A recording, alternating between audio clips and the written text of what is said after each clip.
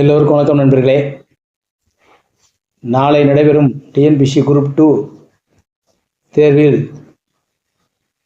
அனைவரும் நன்றாக தேர்வு எழுதி அரசு பணி கிடைக்க ஆசிரியர் சார்பாக வாழ்த்துக்களை முதலில் தெரிவித்துக் கொள்கிறேன். நண்பர்களே, நாளைக்கு தேர்வு எழுதும்போது அனைவரும் கவனமாக எழுதுங்கள். தேர்வுக்கு முன்னதாக தேவையான பேனா, பென்சில் மற்றும் ரஃப் ஒர்க் செய்வதற்காக பென்சில், ரப்பர் மற்றும் தேவையான வாட்சு இவைகளை கால் டிக்கெட்டு முன்னாடியே பதிவிறக்கம் செய்து தயாராக வைத்துக்கொண்டு செல்லுமாறு அன்போடு கேட்டுக்கொள்கிறேன். மேலும் காலையில் 1 மணி நேரத்துக்கு முன்பதாகவே தேர்வு மையத்திற்கு செல்லுங்கள். ஒரு வாட்டர் பாட்டிலில் தண்ணி எடுத்துக்கோங்க. ஏன்னா இப்போ தண்ணி முக்கியம். ஏன்னா சில சென்டர்களில் இருக்கும் இல்லாமல் இருக்கலாம். அதே மாதிரி சென்டரை ஒரே பேரில் 2-3 பள்ளிகள் இருக்கலாம், அரசு பள்ளிகள். அதனால் முன்னரே அந்த சென்டரை கேட்டு தெரிஞ்சு செல்லுங்கள். வாகனத்தில் செல்பவர்கள், 2 வீலர் செல்பவர்கள்லாம் முன்கூட்டியே போயிருங்க. ஏன்னா வாகனங்கள் பழுதாகிடுச்சுன்னா டைம் ஆயிடுச்சு, தேர்வு எழுத வாய்ப்புகள் மாறலாம். அதனால் முன்னாடியே இடத்துக்கு சென்று செல்லுங்கள். மைண்டை ஃப்ரீயாக வச்சுருங்க. நைட்டு ரொம்ப நேரம் படிக்கிறேன்னு படித்து ரிலாக்ஸாக இல்லாமல் மனநிலையை மாற்றிடாதீங்க. குறிப்பிட்ட நேரத்துலேயே தூங்க ஆரம்பிச்சிருங்க. 10 மணிக்குள்ளேயும் லைட்டாக ஃபார்வர்ட் பண்ணுங்கள். அதிகமாக படிச்சுக்கிட்டு டயத்தை வேஸ்ட் பண்ணாதீங்க. தெரிஞ்சவர்களை மட்டும் ரிவிஷன் பண்ணிட்டு போங்க.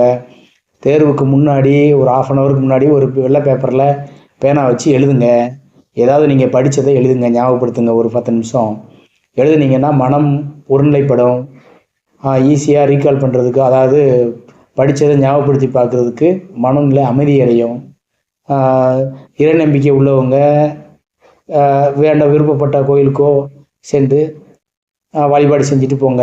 அது கொஞ்சம் மனம் ஒரு பீஸ்ஃபுல்லாக இருக்கும். படித்தது ஞாபகப்படுத்துறதுக்கு ஈஸியான ஒரு வழியாக இருக்கும். தியானம் பண்ணி பழகுறவங்க பண்ணிக்கோங்க.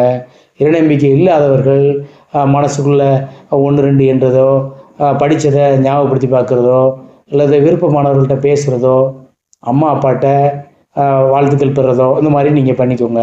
பண்ணிட்டு போனீங்கன்னா தேர்வு சிறப்பாக எழுதி வெற்றி பெறலாம். மேலும் தேர்வு எழுதிட்டு கொஸ்டின்களை நல்லா ஒரு தடவை ரீடிங் பண்ணிவிட்டு நீங்கள் அதுக்கப்புறம் எழுத ஆரம்பிங்க. ஏன்னா டைம் பிளான் பண்ணியிருப்பீங்க ஏற்கனவே. தமிழுக்கு இவ்வளவு, ஜிகேக்கு இவ்வளவு, மேக்ஸுக்கு இவ்வளவு, சயின்ஸுக்கு இவ்வளோன்னு சொல்லி பிளான் பண்ணி வச்சுருப்பீங்க. அதன்படி நீங்கள் தேர்வு எழுதுங்க. ஃபஸ்ட்டு தமிழ் எழுதி முடிச்சிருங்க. தமிழ் அதான் ஃபுல் மார்க் எடுக்கலாம்.